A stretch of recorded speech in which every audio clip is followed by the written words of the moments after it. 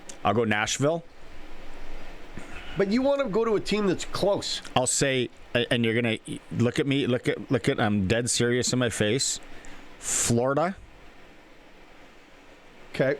Because they're gonna get rid of some other assets. Stratomatic hockey here, baby. Dallas. You know who'd try to pull it off is Billy Guerin. They're not going to Minnesota. He'd try to pull it off, though. Yeah. Here's the thing. After next year...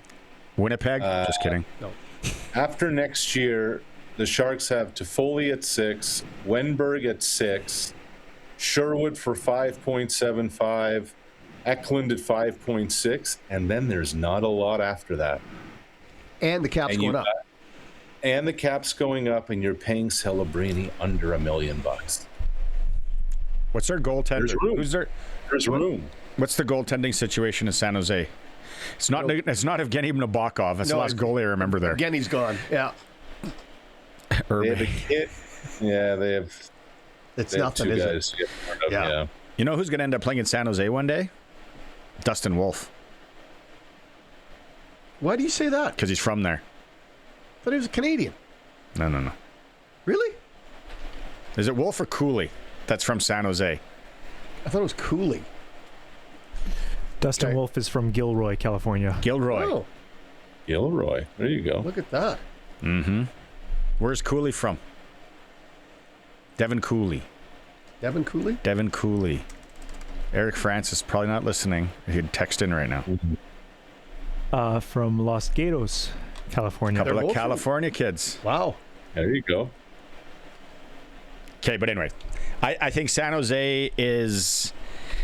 And I don't is know a enough about possibility. Utah's cap, but They got a lot of. you of have young. a new owner. Yeah, You have a new owner.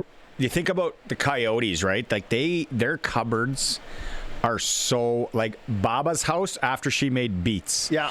Cupboards are Pickle jars are full. It's just covered. Oh, Yeah. a nice, what's that, bread and butter? I hated that, but my wife love loves bread and butter. Yeah, the cool room. Go down to the cool room, my mom would say. And get some potatoes. Yeah. But Utah's got a lot of picks. They got a lot of assets, young. And that Ryan Smith, did you just see the facility he built? Yeah. Oh, Really yeah. nuts. Hey, does Matthews stay in Toronto this year, or do they make that decision and move? I don't know. I think Austin Matthews wants some answers as to what's going on around here, and he's earned that right. Crofty says Chicago. Crofty's drunk. It's a mess. It's a true mess over there. Okay, It really is. We only got 3 minutes left. It was a great segment so far, but CFL, I think you said that you had a cut yesterday, early in the preseason, that kind of flew under the radar. Yeah, it just kind of surprised me because the kind of talk out of the Argos is that they want to improve their run game. If you remember, guys, last summer they traded with Edmonton. They brought in Spencer Brown at running back. Yep. Who was pretty productive for him. And then on their on Argonauts.ca, on like Tuesday was this article about Spencer Brown. He's going to be a focal point. Kadeem Carey's the new running backs coach of the Argos. He was speaking glowingly about Spencer Brown, and then the next day Spencer Brown's out. So I'm interested to see what the thought process is going to be, how young, how raw they want to be with their run game there in Toronto. But it's one of the amazing things about CFL training camps is that household names from like last year can be gone so quickly, especially that position. You're tied in pretty good with Winnipeg. Have you heard anything? What do you know about Elgersma, Taylor Elgersma in Winnipeg? He has come as advertised, guys. And Really? remember the Elgersma story, right? Hack Crichton Award winner at Laurier, went to the Packers camp, stuck around a little bit in Green Bay, then tried the UFL route. Big dude, big arm, strong arm, looks the part, plays the part, doing all the things well. Now, hasn't played a game yet. This is practice. There's no pad, there's no hitting, there's none of those things. But, you never know what you're going to get until the guy's there. And he's come in, has an understanding of what they want to do. They like what they see. Now comes the real next test is when the preseason games get going. I'm very curious on it. I predict he's going to be a problem for Saskatchewan for years. Elgersma? Mm-hmm. I don't disagree. I think he's going to be a very good quarterback. I think he's going to do very well. Keep on that for us, Arash. Be our insider, our Winnipeg insider, brought to you by Silver Heights. Yeah, because nobody takes our call from here. Best ribs in town. Okay, no, they buddy. do. They do. We had Caleros on the show last year when. Oh, it's great. Yeah, that's great. Yeah. That's right. Thanks to Arash. All right. Yeah. We'll get you somebody else. We'll make sure we get a Bombers guest. Love it. You got a week to figure out that pie situation because next Thursday. Yeah. Pie in the face. And you know what? People are like, what? That's it. And I said, yeah, we copied it from Dan Patrick, but no one else has really copied it. So I feel we're somewhat unique. I don't care if we copied it. It's a good idea. It is. It's going to happen. Wear a jersey. No. We're going pie in the face. Pie in the face. Yeah, right on. Yeah. Absolutely. All right, bud. Have a good weekend. Love it. It's beautiful in Sask. Come here if you like 100K wins. Yeah. Come on this way. Love it. We're going flying kites after this. Yeah.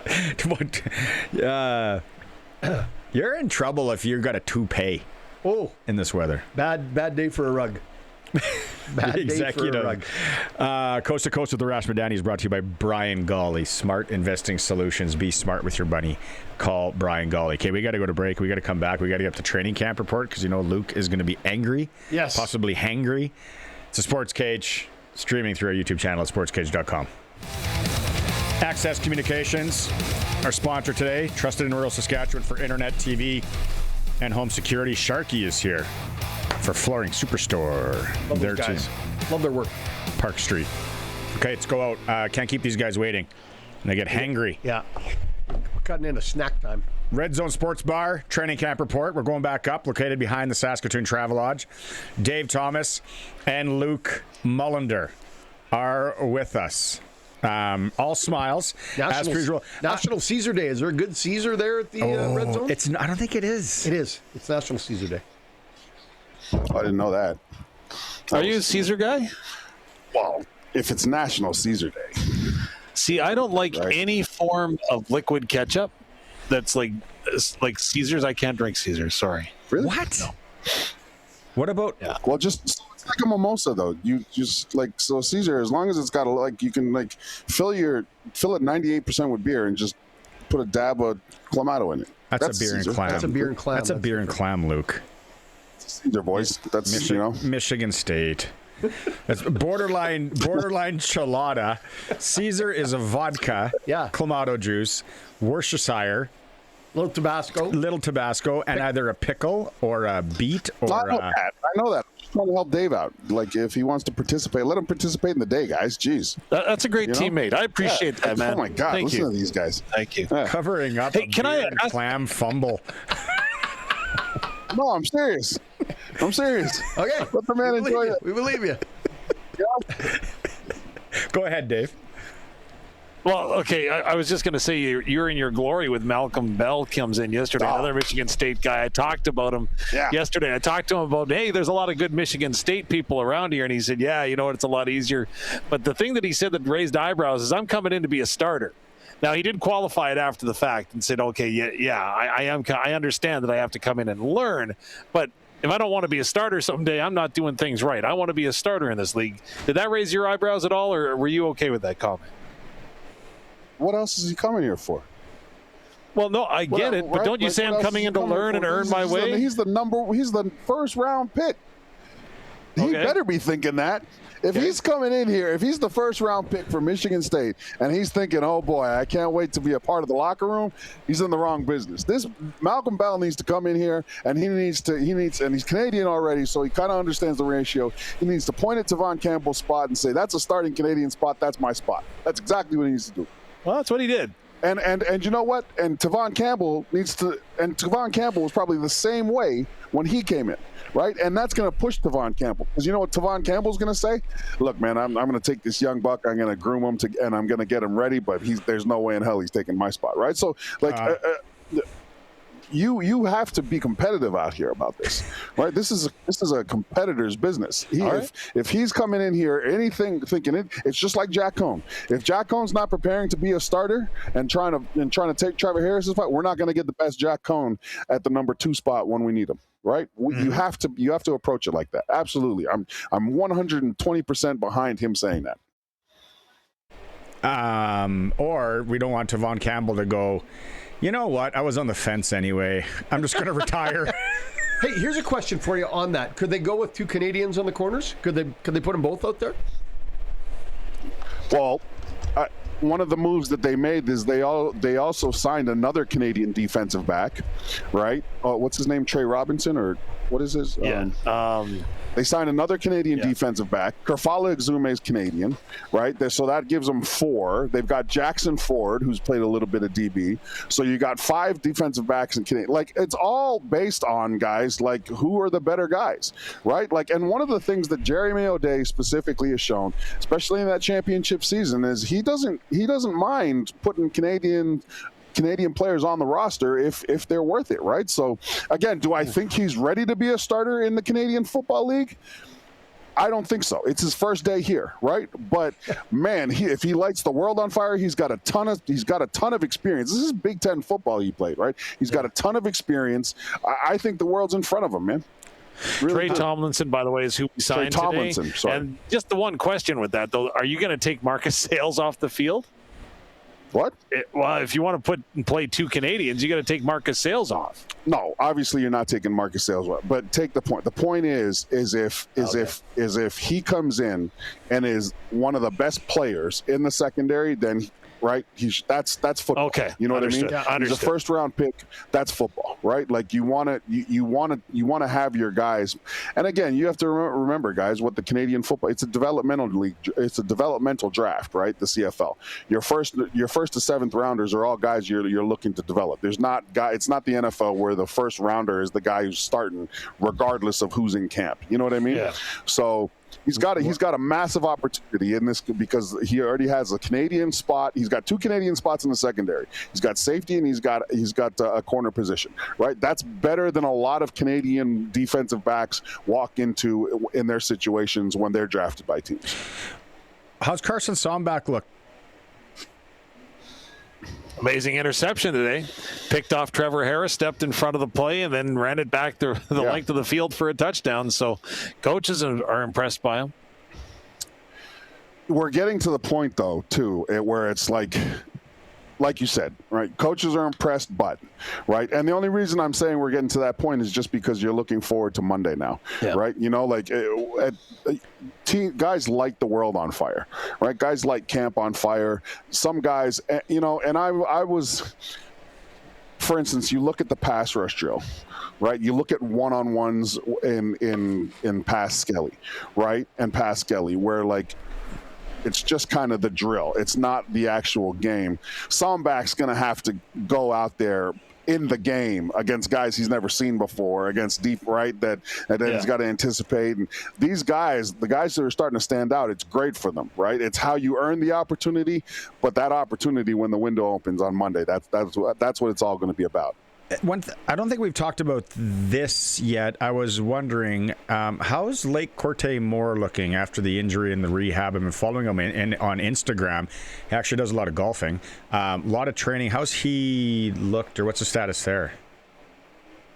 Well, he's been out at practice, but he's been kind of limited, right? Okay. So he does a few drills, but yeah, he hasn't done it. Like he doesn't participate in team, he doesn't participate in the one-on-ones, right? So you can tell. I mean, that was a major injury he took, and unfortunately, it was late in the year, right? So it's not one of those situations where you're just not a vet that you know got hurt during the off season. Like he was injured really bad at the end of the year, right? It's like an Achilles injury for guys in the NFL. You know, you see them go down in the playoffs, and it's like, well, that's just not them losing the guy for the playoff run. That's the team also losing him for next season. You know what I mean? So you just got to keep battling and trying to keep getting better every single day. And one of the biggest drains, guys, is the mental drain when you're a vet and you're hurt and not in camp, because you're seeing guys take the reps that you should be getting or you want to be getting, and more importantly, you see guys getting good. Players improve, and then you actually, you know, you get to a point in camp where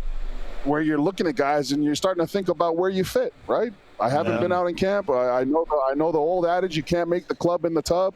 I see so-and-so playing really well. Coach has been all over him, you know, rubbing his shoulders, calling him a all-star in the making, right? Like it's a hard mental grind when you're a vet and you're hurt and you've got to watch practice. I mean, there's only so much you can do, but man, I got hurt in camp and I missed like 2 days. And those 2 days felt like I had missed a month and a half. Wow.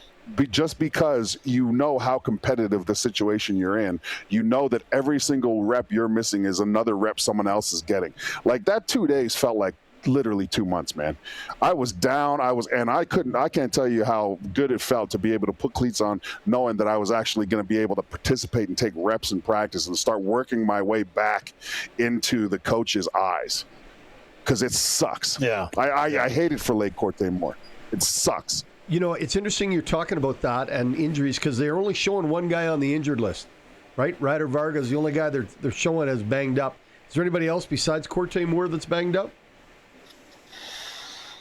Caleb Saunders hasn't participated Saunders yet. hasn't participated. Benoit Marion hasn't participated. And that's what I was talking about on Monday, right, guys? It's like, you know, as a former player, I just can't imagine guys getting hurt before camp and not being able to participate in camp. You know, like whatever they were doing training, it's just a tough deal, man. Because again, you know, like so for instance, one of the guys I've been raving about is number 95. Right? Caleb Saunders. I mean, not sorry. Devin Adams. Devin Adams. Yeah. I'm high on him. But the guy coming into that situation who probably would have been in the number one spot at the D tackle position was Caleb Saunders. Yeah. Do you know, and I'm telling you guys, listen, we're all like rah-rah, you know, like it's a team game, blah, blah, blah. It's not like that in camp.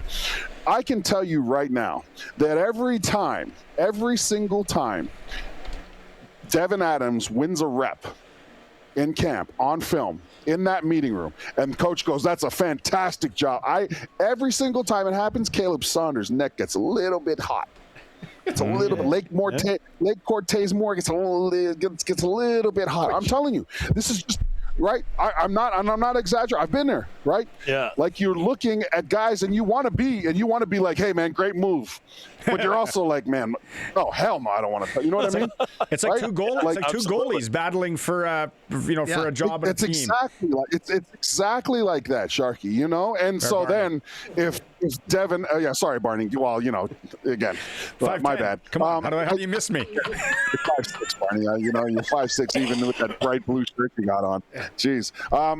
But like, just you know, and if you're Caleb Saunders and you're sitting there and like Devin Adams makes a mistake and coach like just breezes through it, hey, you need your friend, you're kind of like, man, actually he's got to do this and you know what I mean, like it's a competitive environment. Guys are you're only lovey-dovey just to a point, right? Man. But how do you get over that, man? How do you get over that mentality? You get on the field. Okay, but you don't get over it, guys. You don't get over it. This is the dream job. This is the job. You are a 1%er, and then you understand that average careers are like 2.5 years, right? And every single rep, every single time you have a camp, there's someone behind you that's trying to take your spot. There's someone in front of you that you're trying to get to. Like it is a crushing experience if you're not out there. And I'm telling you, because I've been in the situation, I promise you this, there's nothing worse than a guy that plays your position.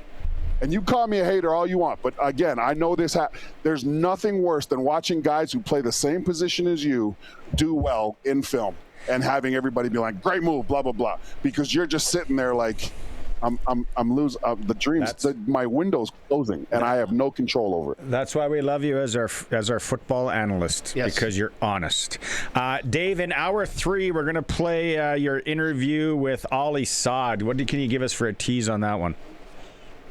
Well, Luke went for a spin with him around campus at the U of S, and I was kind of a little bit jealous, so I wanted to have a conversation of my own with him. But in all honesty, Ollie's got an opportunity this year as a second-year guy coming in to make a statement here in camp. He's performing, and he's trying to earn more reps. He earned a number of them last year, and the biggest thing that he had to overcome, I would suggest, last year is moving from the exterior to the interior of the defensive line. He had never played inside before.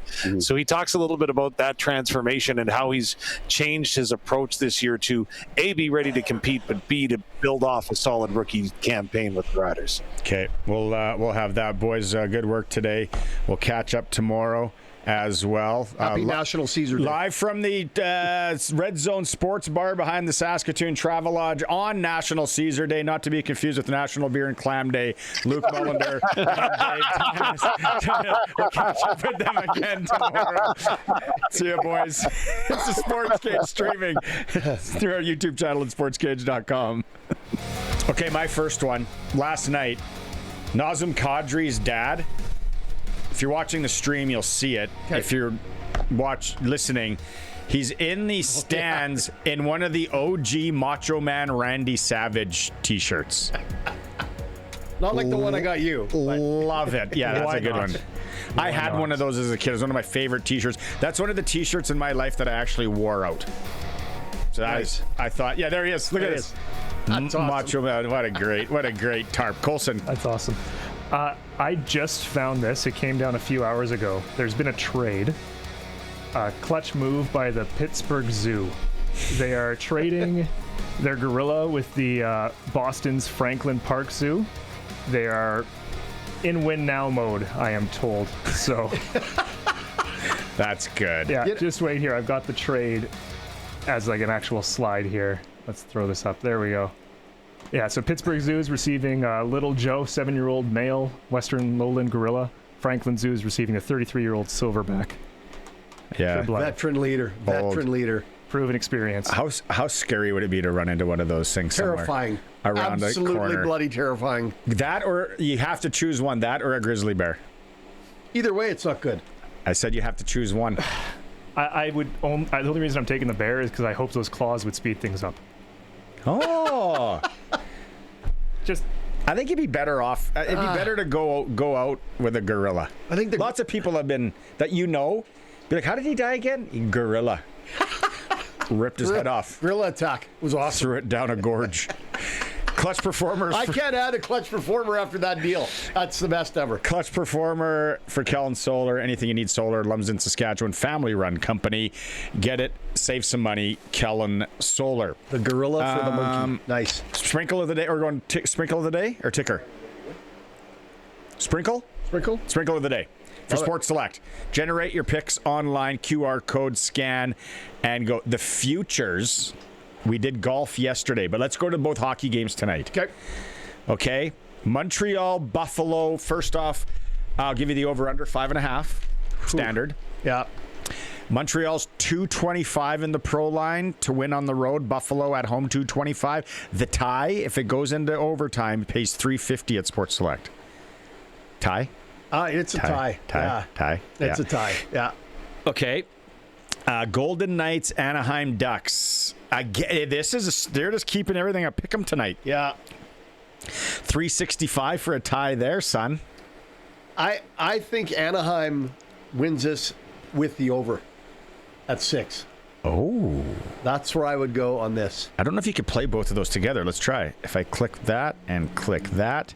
No, you can't get them both.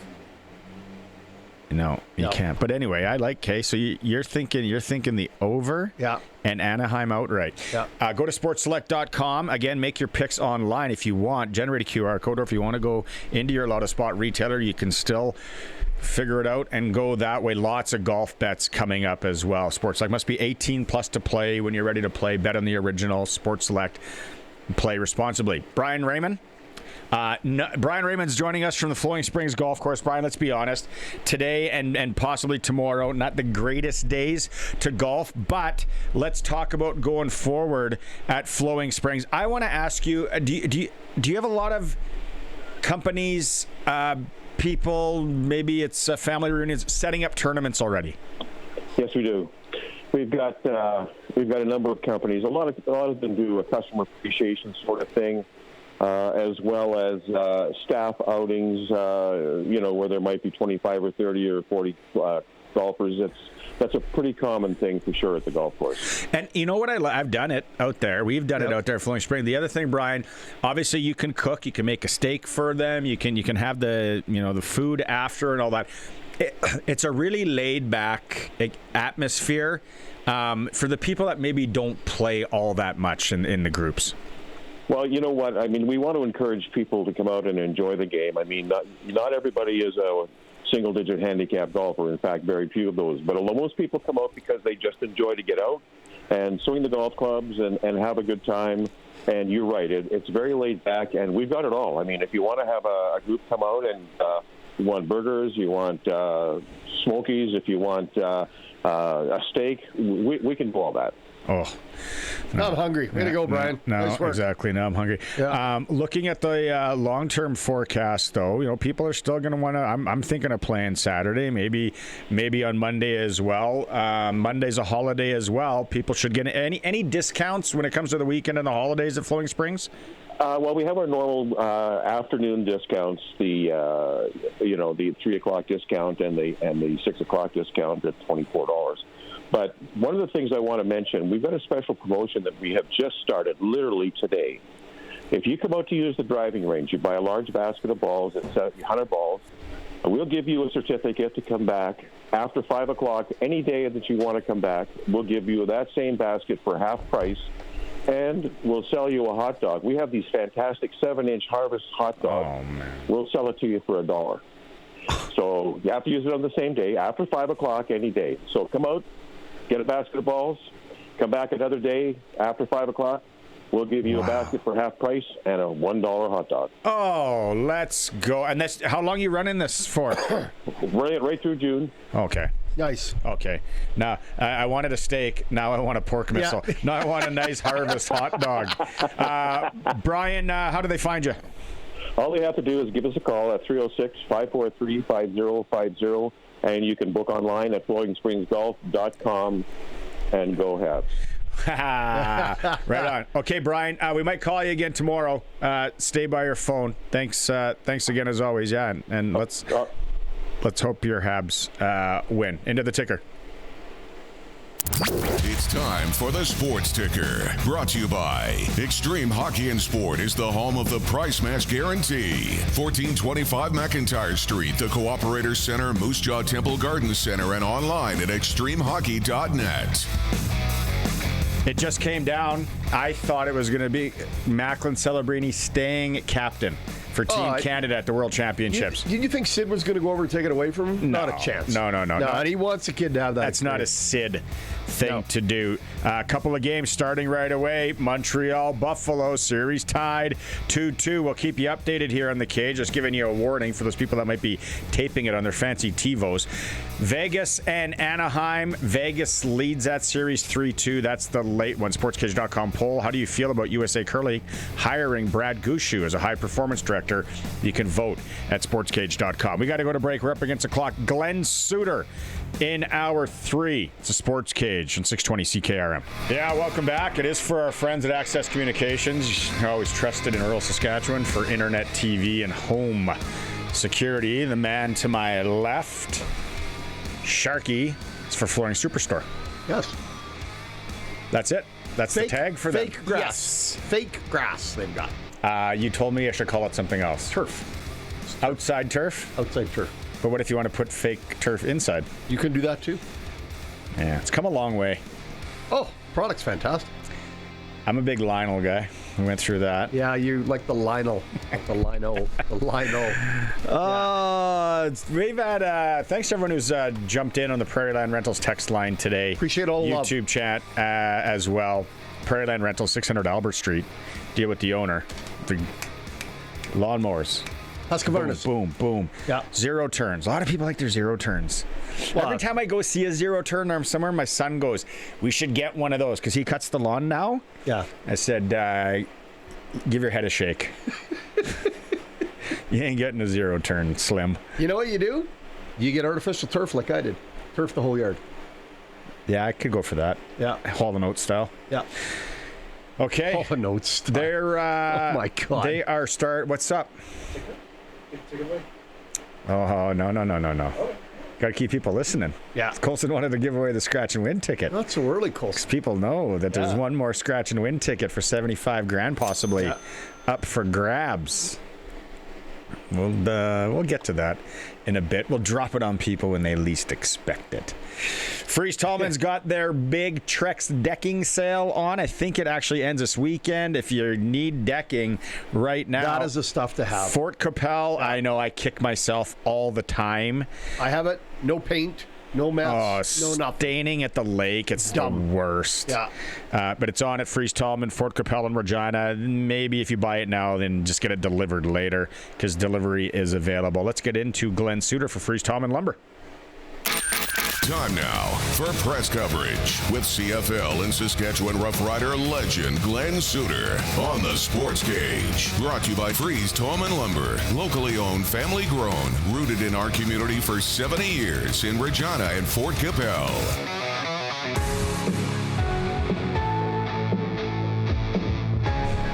I have a question for Glenn. Well, you're on, caller. Thank Go you. ahead. Have you artificial turfed that front yard yet? Get rid of that. That is a really good idea, Sharky. That you know what? I mean, then I have, basically can sell my lawnmower, which would be just fine by me, just absolutely fine by me. And just down the road from my house, a guy who is a landscaper has that exact look. He has some rocks built in, but his grass is artificial. It's like turf, reminds me of playing days. But it's funny you guys brought up the artificial turf on the inside of your house, right? So that reminded me, when I was playing in Regina, I rented a house down by the university, and we used to have the DBs come over, right? The DBs would come over and we'd shoot dice and we'd talk and we'd, complain about the coaching staff. This is late 90s. This is late 80s. Early 90s. Yes. Let me guess, you had the big speakers and the big stereo. Yes. the big huge ghetto blaster. Those cassettes.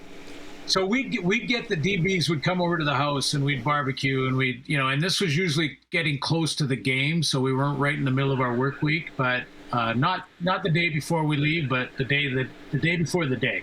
So we would on one of these occasions, speaking of artificial turf on the inside of your house, my rug in the living room sort of looked like green artificial turf, and one of our DBs, I believe it was Vincent Donaldson, had this wonderful idea that we should do a chipping contest. Get a bucket, get a bucket. Like, what could go wrong when you're doing a chipping contest in your living room? That is the day. Well, actually, when I returned from the trip, that was the time when I learned how to drywall and how to patch holes in the drywall. Because what I realized is that the DBs at that time didn't know how to play golf. So there was a bunch of holes. You're lucky you didn't lose a window. Yeah, no, as soon as I saw, I can't remember who it was. I think it might have been Vincent. As soon as I saw him, who by the way is coaching at U of R.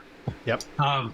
As soon as I saw him skull one into the drywall and leave a hole in it, I made sure they were all pointing away from the window. But, didn't work out very well, and we didn't get many golf balls in the bucket we set up either. But DBs got together. He wasn't too happy either. Well, he didn't know because I patched them all up before it was time to give it good back. For you. Smart. Yeah. Let's get into some camp stuff here. I don't know what you got from around the league and different camps, but I'm curious because we had Arash Madani on earlier. Yeah. And I asked him for an update on Taylor Elgersman, what he knows in Winnipeg. What have you heard there? I think this kid's going to be a player in the league, Canadian quarterback. I do too. And, from all accounts that I've heard, big-time arm talent. And that's, what he's sort of been known for and what he was when he went to the Packers. And, that's one of the reasons they brought him in, because of the big arm, and can make all the throws. So now it's a matter of learning behind Zach, making sure that you're doing all the little things in the leadership category and making sure you're first in, last out, all those things, right?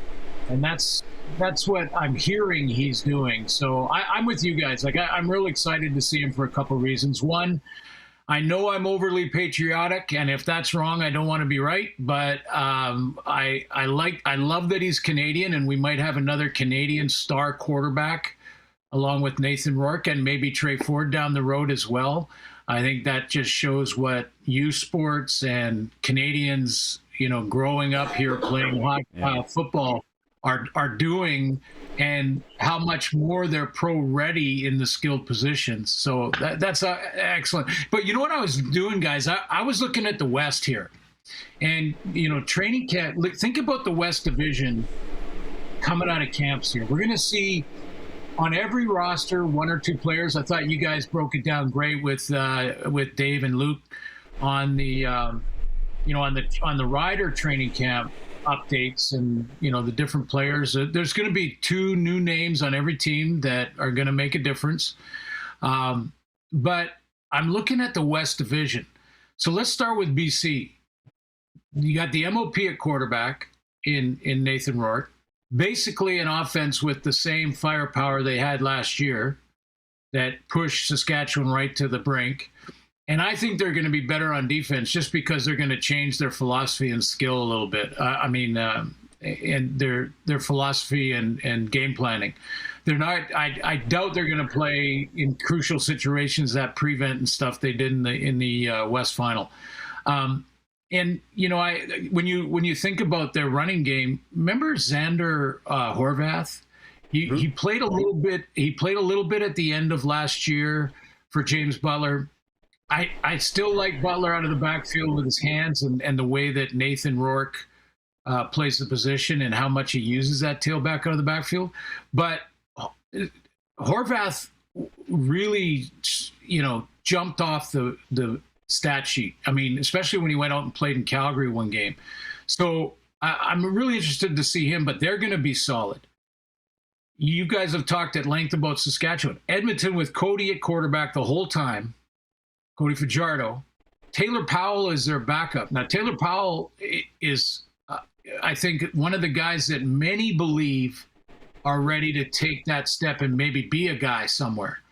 So they're solid at 1 and 2, and this is maybe the most explosive running game in the league with Javon Leake and Justin Rankin. So, when you think about what they did last year in the run game, and had they had the stability with Cody at quarterback all year, that Edmonton team is probably a lot better on the scoreboard. So Winnipeg will be them. You mentioned Taylor, and Calgary with VA and Dedrick Mills in the backfield. I mean, it doesn't get much better than that. VA's got to prove he can get to the next level and get to the playoffs and win a game in the playoffs. But this West Division, guys, and I've left out the defending champs. They're coming in with a really good roster and a veteran quarterback who, as you guys mentioned in the earlier segment, in Trevor Harris, that is looking excellent again. I got a question for you around BC and Covington. What happened with him? We've got a stud defensive lineman who I thought was a great player for him with a lot of experience, and they've released him early in camp. What do we know the story there? Yeah, I don't know the specifics of it, Sharky, but based on the timing of it, it looked like it was almost a sort of a mutual decision there. Like they both said, it's been a run. He was in the NFL for a while, and I think the young legs that were coming up in camp, and they just said, why don't we do it now? Move on to a different aspect of your life, and every player faces that. So just by the timing, I mean, if you're going to camp and you're a veteran, it's this last cut that just happened and the one after the first preseason game that if they're gonna say that you've lost a step, you're at least gonna make it past there to that first preseason game. So there's no way. And I agree with you what we saw of him last year with Covington. So I agree with you that he was getting it done. So this to me is a sort of a mutually, or a father time decision. Exactly. It's like it's my time. Let the young legs go and let's move on to something else in life. Okay. Well, I think Farhan said that he's still got some juice in the tank, but catch up with him again tomorrow. Here's a question for you, Suits. You're building a team. You can pick one of them. Who's the kicker that you take in the CFL right now? Who's the most reliable kicker? Sean Waite. Yeah. I'm looking for consistency. I'm looking for the guy who, if I have to, as a coach, go to, like say maybe he doesn't make the 60-yarder or the 58-yarder, which next year is important. Yes. Yeah, but I'm not going to. Yeah, next year it will be important. A bigger leg will be important. But I'm not going to make him do that. I'm not going to put him out unless it's a desperate situation and it's the only chance you have. He's going to be kicking between 45 and 50, and if he's making 98%, sweet. That's and it's funny coming out of training camp. I think coaches are more looking for that consistency and reliability than they are talent, because all the guys have talent. Everybody has talent. So, that's why they're there. That's why they're in camp. They're looking for the guys who won't make the mental mistakes. Yeah. Who are not going to check out or have too big of egos, depending on where they came from, and are going to be all in with both feet. So they need to see that in the games. And then the guys that are consistent, the guys that you can trust. They're not going to be perfect, and they're going to make mistakes, and they're going to get beat. But how do they bounce back from that? Can you trust them? That's what coaches are looking for, their consistency. We were still talking about kickers there, right? Because when you said egos and things like that, I was just wondering where you were going if we were still talking about kickers. No, I wasn't. The kickers are their own breed, man. They are. They're like goalies. They're weird. Yeah. I dealt with one personally, in one of the best in league history, in Dave Ridgway. We were great friends, and I should have been paid more than just the holder when it came to when it came to him lying on the couch and me sitting with the notepad beside him saying, "Yeah, what would you like to talk about today?" You're a therapist as well. Yeah. Why don't you just give him a sand wedge and let him chip some balls? Yeah. What actually breaks how it broke down though, I was on that couch a couple times too. And he was holding the notepad. Yeah. The therapy couch. We just had a text here. Shout out Dale in Red Deer listening. Nice comments. Thanks for that, Dale. But he also says, and I think we've got this a couple times this week, Colson. Rider fans not confident in our backup QB situation. I think isn't that always the case? Every team's got the same boat as far as I'm concerned. Yeah. Well, that's where Taylor Egglesma will be interesting in Winnipeg, backup quarterback there. But Jack Cohn and Tommy Stevens behind Trevor. Here's what I'm really intrigued with, and nothing against Cohn. Let's see. I think Luke said earlier today, you don't know until you know. And that's especially with the quarterback position. They can look like Superman in practice, and then all of a sudden they get on that freeway and the cars are flying by in the middle of a game, and they start to panic and they throw it away, and it's a different beast. So let's see when they get their playing time in the preseason and beyond. But I'm excited about Tommy Stevens. I don't think anyone should throw out the idea that Tommy Stevens could be a good backup quarterback and win a lot of games. I really did. It would be a slightly different style of offense than what Trevor runs. you could run more, the riding to side, read option type stuff, that where you're riding the fullback or the tailback with the ball, and then you can pull it if the end crashes down, and you go outside. I mean, the guy can rip off a 35, 40-yard run in a heartbeat. But I think he's got the arm talent enough to win games for the Riders. So I would not rule him out as just the third string short yardage quarterback. You're welcome to come to my tailgate, the Tommy Stevens fan club. You'll get membership card number 2. He's got number 1. You'll get number 2. I like it. I think so. I've always said it. Tommy might be able to sling it. Here's the other thing, Barney, about that. And this, I put a lot of emphasis on this, probably more than most people do. But I love a motivated player.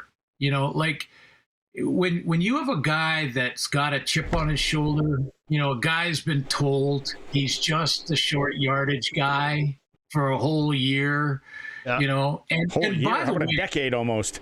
Yeah, exactly. And by the way, that short yardage guy is going to be so much more important next year with the field difference. So that is going to be a very important specialty skill to be a short yardage guy like that. But beyond that, for Tommy, I honestly, I love the motivation factor. Like somewhere in there, it is burning like nothing else, probably no other backup quarterback in the league.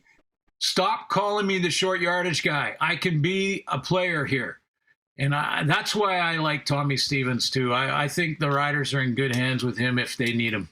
I'm jumping on Barney's bandwagon on this. I'm not going to lie to you. I think Tommy Stevens is going to be better for them than they think. And not a knock against Cone. Not a knock, but Tommy's going to give him another level of offense. And we're seeing things out of this Braden Shager kid from Hawaii. Yeah, I heard that, and again, we'll see when the lights come on. But yes, and the other thing about Tommy, though, and I know I keep circling back here, but it's so important in Canadian football for American quarterbacks to understand the nuance. And he's been around now long enough, and been around Trevor, which is so important. Trevor and Coach Mueller together working with Tommy to teach him the nuance of the game. And it was Dave Dickinson before that. So that's pretty good to understand the details. So what do you do this weekend? Preseason games starting and all that. Like, do you hunker down? Do you watch? Do you go anywhere? Fix your lawn? What do you do? Barney, I refreshed my computer from the league office to find out if the TV deal is done yet. I keep refreshing. We're supposed to talk about that on Tuesday. Yes. I'm like, come on, Suits, get us some inside info here. Where's this TV deal at? Well, I'll tell you what I've been told, and I'll tell you what my sort of speculation is here. I've been told, and the latest was with the commissioner at the Dog's Breakfast, as a matter of fact, a couple of weeks ago. So I asked him again, and his response was, my goal has been to announce it before the kickoff of the regular season this year. And he told me at that time that I am still feeling confident that we can accomplish that. So that's what he has said to me. And so I'll relay that one. Now, my speculation is that there might be another, and this is not from him, but there might be another entity here outside of TSN, a streaming service that could be part of the mix, which might be delaying this. And also, we at TSN are still, I think, finalizing some future NHL packages, whether they be regional or what that might look like. I'm not sure, but I'm certainly not invited to those meetings. There are about 4 floors above where I go. You don't want to be there.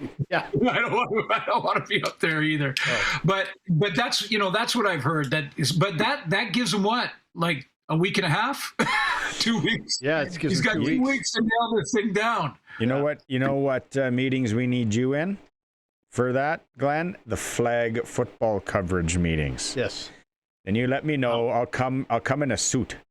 I'll come with you. I'll pitch. We'll put together a nice little proposal. We'll walk in there like Wolf of Wall Street, sell them on it.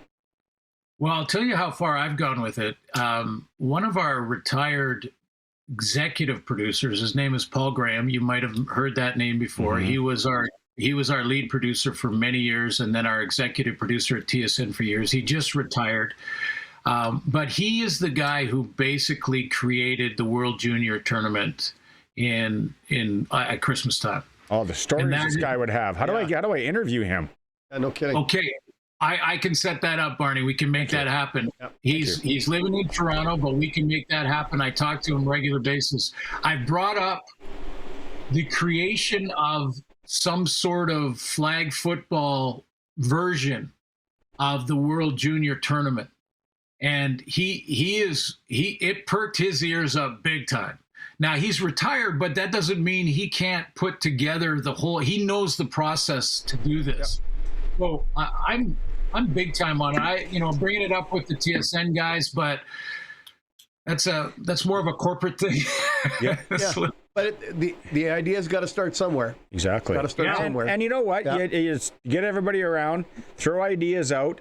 Maybe it's this, maybe it's that. I like it, but it's got to start somewhere. It's like a diet. Sometimes it starts with a couple of cold beers. Yeah. A National Caesar Day or a nice Caesar. Yeah. And if there's too many cold beers, the next morning, that's Caesar. That's Caesar at 11 o'clock, right? No, and I'm not even exaggerating. Gentlemen, when you guys started talking about it earlier today, and I was listening in, I thought, I haven't had that 11:35 in the morning Caesar. Oh. Yeah. When you're trying to take the edge off, you load up the fruit in there, whatever you like some people like the beans. Vegetables, and some people not fruit. or the veg stick. The pickle, whatever you put in there. Olives sometimes are pretty good. They're delicious. But I tell you what, that one in the morning. Okay. Gold. When you come in June 13th, remind me, because we're going to get together with the boys from Freeze Tallman. Yep. Remind me, I'll bring you a bottle of Last Mountain Distillery in Lumsden, Saskatchewan, their dill pickle vodka that you make Caesars with, and then you take that back with you Change the world. And then you when you go fishing on your boat, or when you just sit on your front stoop looking at your lawn, pour a nice Caesar, and you'll love it, man. This is it's the best dill pickle vodka. So I will hook you up. I'm in, man. I'm in. I love it. And here's the thing. In that game, we'll go to the tailgate. We'll get the Freeze Tallman guys together. We'll get a little tailgate going on. I just have to keep in mind that I've got a game to do. No, maybe an idea's got to start somewhere. Yeah, drunk suits. Yeah, maybe it's a whole other thing they can sponsor or whatever. Yeah, we're on to something. All right. Okay, have a good long weekend, Suits. We'll talk to you next week. Okay, thanks, guys. Appreciate it. There it is. Press coverage of Glen Suitor is for Freeze Tallman Lumber in Regina and Fort Capel, where they deliver. And like we said, it is down to the final days of the Trex decking sale. You need Trex decking, composite decking. We'll see them. They're your team right there at free. And if you need it installed, they have lots of people that can install it for you. Tons. So Freeze Tallman Lumber, Regina, Fort Capel. How about this? 3-2 Buffalo. Sorry. Keep going. 3-2 Buffalo. 8 minutes left in the first. And Buffalo's only got 4 shots on goal and 3 have gone in. Didn't someone just text in saying I'm taking the over? Yeah. Who was it? I want to say somebody. But anyway, Chikai. It was Kevin. Kevin? Yeah. Okay. Kevin in Regina. Right before drop of the puck, you guys heard me when I said, okay, I'm parlaying. Caulfield, Slafkovsky. A point each. So that was one bet. Yeah, and they got it on the first goal. Caulfield and Slafkovsky, that bet hits. And you got Shane Doan. Not Shane Doan. The other Doan. Josh, isn't it? Whatever Doan it is. You got him. He scored. Tage Thompson to get a point. Then I hit both of those. And then I ride into the Vegas Anaheim game tonight like a cowboy. Big hat. no cattle. Big hat, no cows. Tait Thompson has not got a point yet. No, he's -1. Yeah. But it's early, and they have 5 shots now. So, it's 3-2, Buffalo, 7:40 left in the first period of play. It's a Sports Cage on the home of sports in Saskatchewan, 620 CKRM. Still 3-2. But they got 6 shots now. 5:43 left. And look at that play. I want to go to Montreal. It's on my bucket list to go to a playoff game in Montreal now. But this Buffalo operation looks all right, too. He was there. Our guest was there. Oh, okay, well, let's get right into it. Joining us, not Western Pizza guest hotline, but on the other mic here, from the Regina Chamber of Commerce, Mike Tait is joining us. You were just in Buffalo or Montreal? We were in Montreal, and it is an experience. Like, I was telling folks, I was at Game 2 of the Cup Finals last year in Edmonton. And I will say the first round game in Montreal was a better experience than the Cup Finals. And that's not a slight on the Edmonton fans. No. At all. It's just nope. And it doesn't hurt that you got 3,000 more people in the building in Montreal. And it's been a while since I've been there, so they were pretty excited. And they're the youngest team in the league, and it's very exciting. It's hard not to like Montreal. I went online last game, Colson, and right before on the secondary market, you could get into the game in Montreal, a singleton, one ticket, which I could go by myself. That doesn't matter. $323. So that's not a bad. That's just for that experience of that intro and the beginning alone. Yeah. I think I'd pay that. Yeah. Cornwall was the road runner. That was the game you're at. Yeah. It was just, oh my goodness. I know. Wow. I just gotta get into that barn. Do it at some point. You're here, Mike, to talk about the Chamber of Commerce golf tournament, which is coming up June 15th. What can you tell us about it? Okay, so first off, thanks for having me on. No problem. Super appreciative of Harvard's partnership. We do an annual golf tournament. It's June 15th, the Royal Regina, 1 o'clock shotgun. The whole program, lunch after. Come out. We've got a new events manager, Morgan Mayer. She's a fantastic events manager, and she's got a few twists. We're going to have a little more fun this year. Come out and just do some great networking. We'll have 144 people, business leaders in our community, staff, bring whoever you want, and just enjoy. It's going to be a great day. How do we sign up for this? Online, chamber.com. Okay. What else is going on at the Chamber? Tell us what else is new. What's happening? Well, we've been in support of some private investment. I've seen that. If you haven't heard lately. I've seen that. So we just firmly believe that, I mean, let's be honest, what's been happening at Rio, for nobody's fault, it just hasn't been working. We've just had a lot of dead time. It's a hard industry. The entertainment business, the hospitality business, we all know is one of the hardest businesses. Let someone else take the risk. Brandt's willing to do that. They're going to go from, call it 30 to 40 events a year to they have to do about 120 events a year. Oh. That's good for our business community. That's good for our citizens. Yeah. The whole event deal has changed. You got to put up $2 million US to bring a Luke Combs these days. Let's let someone else put on that risk, and let's get some shows at Mosaic and Brand and all that good stuff. That's one of the things that people don't get. And you talk to people, Troy Volhofer, right, and that whole team, which is just amazing what they do out in the valley in Craven. It is. Yes. It's bizarre. And Sean obviously knows Troy as well, but Troy's a guy that's so well connected. And I don't know Sean Semple, but I kind of get the operation, what he does. He's going to connect with those kind of guys that can bring off the one-off shows. And it's like, well, there's not, because routing. Yeah. Okay, routing. It's not set for this size of stadium. It's not set for this. Where now Sean, he's got birds. So he can go down and get people and then bring him in to play the Brand Center or to play the distillery on one-offs. That whole, I'm very curious how that goes. And I'm just talking music acts right now. Yeah. But then you got comedians. Oh, exactly. You got the hypnotists. Yeah, it's going to be awesome. It is. And then on the sporting side, too. Like, we don't want to look further, but obviously the Pats, and who knows what else that we can bring in. Has he even indicated maybe other teams, maybe other franchises? He definitely is not going to stop at where he's at today. Yeah. It doesn't take, it's not a hard look to say professional women's hockey is on a good growth pattern. There's other things, lacrosse, like what Saskatoon's doing. So there's opportunities, whether he's looking at them or not. I would assume he's looking at every opportunity. I'm sure he is. I'm sure he is. Because again, 120 events is not easy to pull off. I don't know what the Winnipeg Stadium was at Canada Life Stadium now in Winnipeg. What that does per year. They call it Dark Days, and that stadium is one of the busiest in North America. Oh, really? Yeah. It's lit up. Call it 300 days a year. But they got the Jets and the Moose in there to start with. I went to a Moose game. They do a ton of other events. Yeah. So he's gotta. You gotta get. There's gonna be so many hours put into that event. Like it's gonna be great. Run a nice popcorn, by the way, at Canada Life Center. I know he updates on that. But yeah, no, just everything around it, and it's so positive. And the other thing, Mike, too, which you're connected and you're traveling and you're going to visit these other people. In 2026 and where we are, Saskatoon, they saw it there. To build a new stadium, like for a city or a municipality, to build a new stadium, that's just not how the world is anymore. No. Well, and even if you build it as a municipality, if you build it, that's great. You want to cut ribbons, fantastic. Now you got to maintain it. That's where it becomes really difficult for a city. And fill it. And that's where they're at now. They got all this deferred maintenance.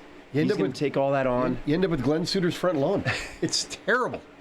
Absolutely ridiculous. For sure. So we're very fortunate, I think, as a community to have this private investment. And then you look at what else is happening in Dooney Avenue.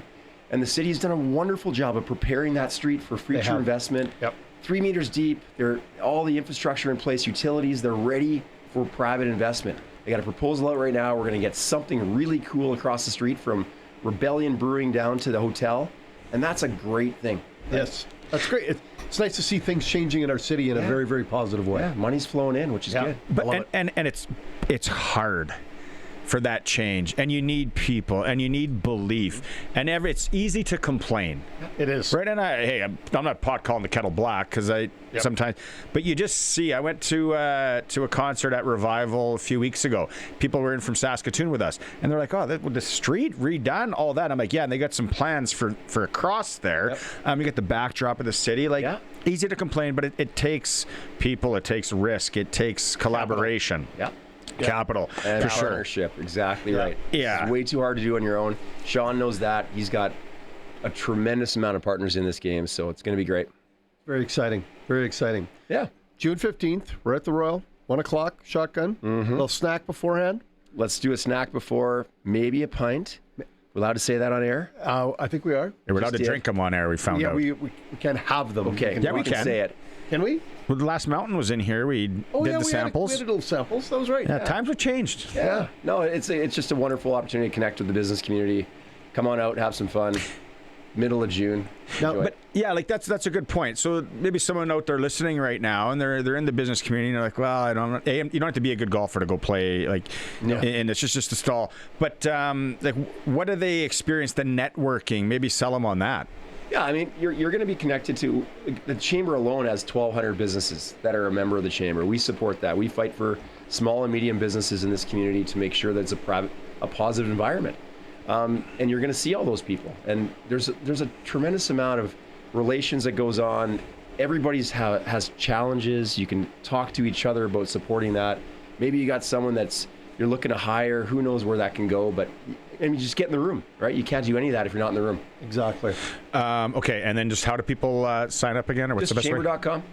Yeah, or call me directly. I'll get you signed. Right on. Yeah. Hey, you know it's National Caesar Day, right? Is it really? It's National Caesar. There's a day for everything. There's a day.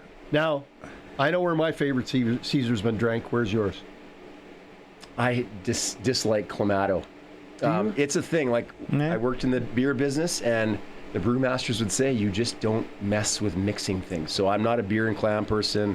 It's the way it was intended to be drank was just 4 ingredients. You know, Caesar's a vodka, right? I understand that. He doesn't like the Clamato. The vodka's okay. My fiance does the Caesar drinking for us. So maybe he likes mimosas. The cleaning room at Fish Camp. That's the best place to have a Caesar. Billy Joel. Then Billy Joel's playing every time. What song? Oh, all of them. The whole set. Just the essentials, right? Best concert ever. Yeah. I'm saying hi to my daughter, Sawyer. I have to do that. Sure. Yeah. Sawyer's listening. May 21st is her 5th birthday. We're going to celebrate this weekend. Happy birthday, Sawyer. Happy birthday, Sawyer. Look forward to seeing you this summer. Right on. There's Mike Tait from the Chamber of Commerce. You want to sign up or more information? Chamber.com. The golf tournament's coming up June 15th. Dave Thomas now. A little one-on-one with Ali Sad today up at Rider Training Camp. Joined by defensive lineman Ali Saad, second season with the Saskatchewan Roughriders, second training camp with the Saskatchewan Roughriders. Is this year any different than last year? Oh, yeah, of course. Especially me coming in this year, my mindset was to come in, put on some weight, get to it, learn from my mistakes from last year, and just develop from there. You talk about putting on some weight. Obviously, you don't want to lose any of the speed or finesse that you exhibited last year. How fine of a line is that? Well, I was training during the whole offseason for that specifically. I was putting it on slowly, more muscle mass instead of more fat. But I had a trainer down there. He was helping me out, taking care of my nutrition and stuff like that. So everything's been smooth with it, especially with the amount of weight I put on compared to last year. I feel like I'm the same player I was last year, but more developed and more ready to go. So when you're doing that in the offseason, obviously you've got a clear goal in mind. What did you learn from year 1 to year 2 that has put that goal in your mind? Well, what I learned is that the CFL is a bunch of double teams and stuff like that.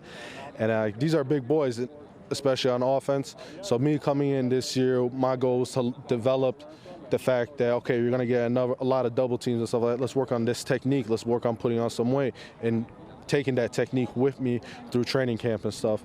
And that's basically what taught me, something that taught me from last year is just basically let's develop these double teams. You need to put on weight. You're playing more interior now instead of outside defensive end and stuff like which I did in college.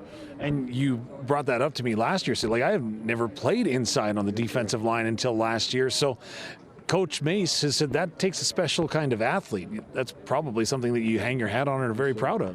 Yes, sir, of course. And again, I got Mike Rose as Coach Michael right now. He's coaching me up really, really well. And just watching their film and having those vet in front of me and watching what they do and stuff like that is helping me develop as a player, as well as learning from my mistakes and seeing what they do and just taking that to the field as well and comparing it basically.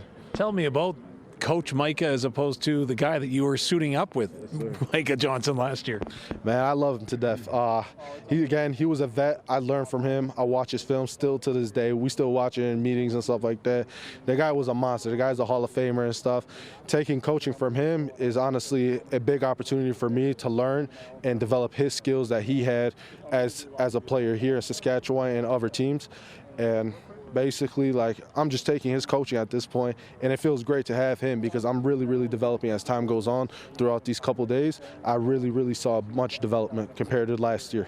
Can you tell me about your mental preparation coming into camp? Because last year you're coming in, again, high draft pick. There's expectations, but obviously you put a lot on yourself last year. This year you come in, you've established yourself a little bit. You got a lot of playing time throughout the course of last season. Does your mindset change?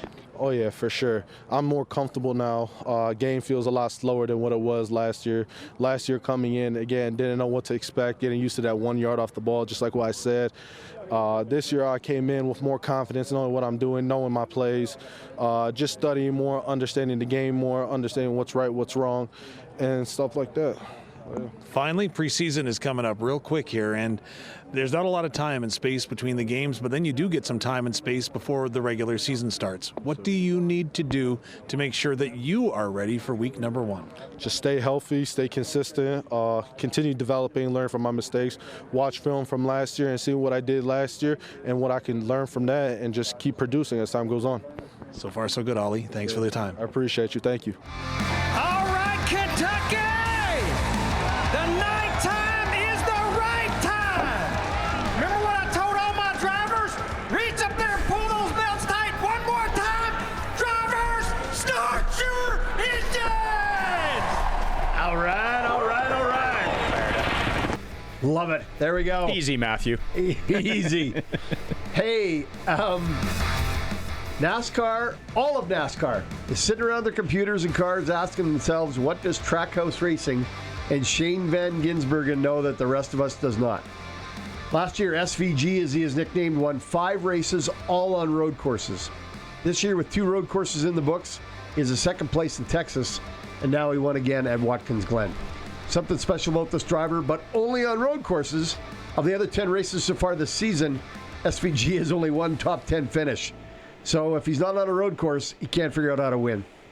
With the win, though, he moves up 3 spots in the standings to hold down the final playoff spot at 16th place. William Byron had the bad day, finishing 34th.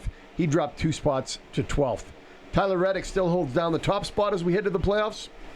We still got 16 races to go till there. Tyler Reddick has the top spot, followed by Denny Hamlin, and right behind him are Elliott, Blaney, and Chris Buescher. Buescher is the only one in the top 5 that has not won a race all year, but he does have 6 top 10 finishes in 12 races. This week is the All-Star race with the 1 mile oval of the Dover Motor Speedway. I don't like All-Star races. I don't see the point. I don't see the point of any All-Star event. But they're doing it. But it's a great chance for the fans to get close to the drivers, the cars, and the teams and see what goes on. And in 2 weeks, we have the Coca-Cola 600 from Charlotte Motor Speedway. Yeah, that'd be something to go to. Charlotte's an awesome city. Yeah, it's a big track. It's a great race. Yeah. Last year, Kyle Larson tried to do the Indy 500 and Coca-Cola 600, and this year he's just focusing on NASCAR. I've only been to Charlotte once, but I told my wife she wasn't on that trip. I was like, that'd be a nice place to lay your head. Yeah. That's what I hear. It's a great spot. Yeah, right on for Croft Electric. For Croft Electric and the boys. Yeah. Do it right. Do it once. Call Croft Electric. Southern Saskatchewan. Follow them on all the socials, and you can find them at croftelectric.com. It's time for the Sports Ticker, brought to you by Steelcraft Doors Regina, made in Western Canada for Western Canadians. Montreal Canadiens, Buffalo Sabres. Is it the end of the first? End of 1. Yeah. 3-2. Sabres lead. Interesting. The other game tonight, Vegas, Anaheim. Who do you got there? I got Anaheim at home and taking the over, and it's 6. There is a 1, 2, 3, 4, 5 tie. 5-way tie for first place. Sorry, 6. PGA. At the PGA Championship. We'll see what happens tomorrow. I'm not going to go through all the names right now. SportsCage.com poll today. We can't pronounce half of them. Exactly. How do you feel about USA Curling hiring Brad Gushue as a high-performance director? You can vote. SportsCage.com. That's where you get all your rider info too. SportsCage.com. They do a fantastic job there. Frank, thanks for listening. And Frank texted in earlier. My wife picked up a lottery ticket. Rider lottery ticket that I won yesterday. Scratch. I'm not going to say how much you won. If I keep winning and anything big, I'll treat you guys. I like it. Thanks so much. Frank. Good text, Frank. Sweet. 936-6262. You got a call. 306 is the area code. Also, toll-free style, 1-866-767-0620. If you haven't won anything in the last 30 days on CKRM, here's your chance to win a Rider Nation Scratch and Win ticket, a chance to win 2. Well, probably 1 on that ticket. That'd be something if both are on the same ticket. Yep. $75,000 prizes and then $200,000 in rider swag. Some really cool experiences. We will take caller number 3. 3? Oh. Caller number 3 right now if you want to win. But if you haven't won anything in the last 30 days on 620. And we have a machine that keeps track of who's won. I didn't know. It's a big machine. Big machine. It looks like one of those old dart machines. So yeah, that's it. Great show today, Sharky. Tons of fun. Love it. Always fun. Sharky's here for Flooring Superstore, Park Street, Trent Dickin and his team. Anything you need, flooring, indoor, outdoor, doesn't matter. They can hook you up. The show was brought to you by Access Communications, trusted in rural Saskatchewan for internet, TV, and home security. Colson, good job. I'm back tomorrow. Lots of training camp stuff as the Riders get set to head into the pre-season. Thank you so much for tuning in, and we'll chat with you tomorrow. Take care.